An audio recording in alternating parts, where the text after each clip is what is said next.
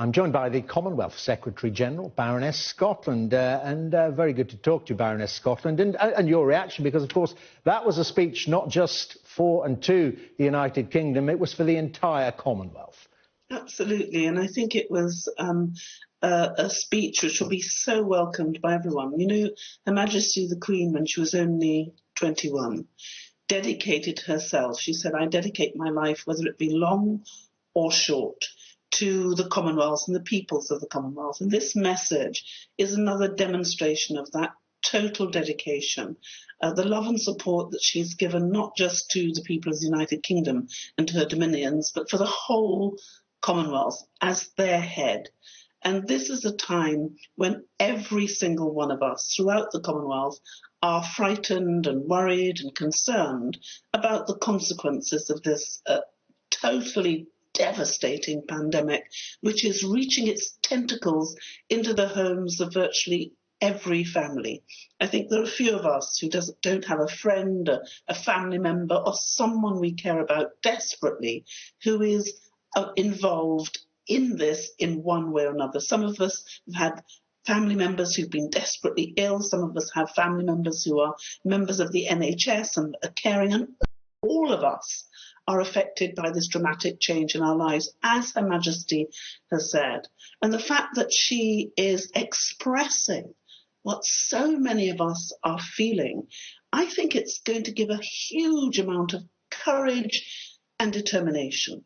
You will know that in the war years about which she spoke, the Commonwealth stood solidly together in comradeship and came to each other's aid, to support, to help, and to defeat something that was pernicious in the way it was affecting everyone. And this is the same thing that's happening now. And I think that Her Majesty will give great courage to those who are fighting this pandemic.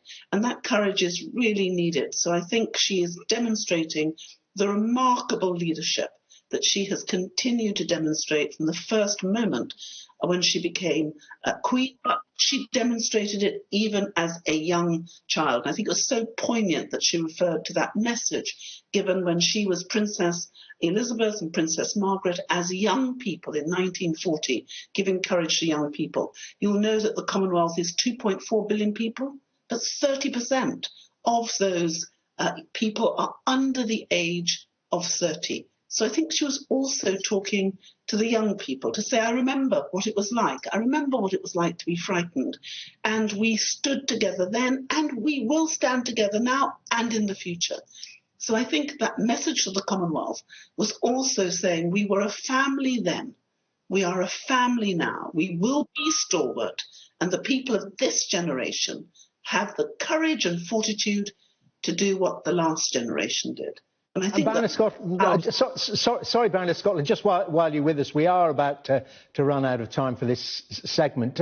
You mentioned the size of the Commonwealth in terms of population. I mean, it is, as we all understand, a diverse group of nations. Yes. But we do, in our own country, tend to concentrate on what's going on with coronavirus just on these shores. What is the situation in so many of those Commonwealth countries that do not have as well-developed health systems as ours? Well, they're very frightened, and you'll know that's why we have created, the Commonwealth Secretariat has created the Coronavirus Response Centre on our website to put a coronavirus tracker, to pool all that we know, all that we want to share, because all of us have made mistakes, those countries who've had to deal with it right up front, because it's the first time we're dealing with this sort of terrible pandemic. But we're learning and we're sharing, and we want to make sure that those countries who are coming later to this pandemic really understand and learn and take the advantage of all that we have learnt,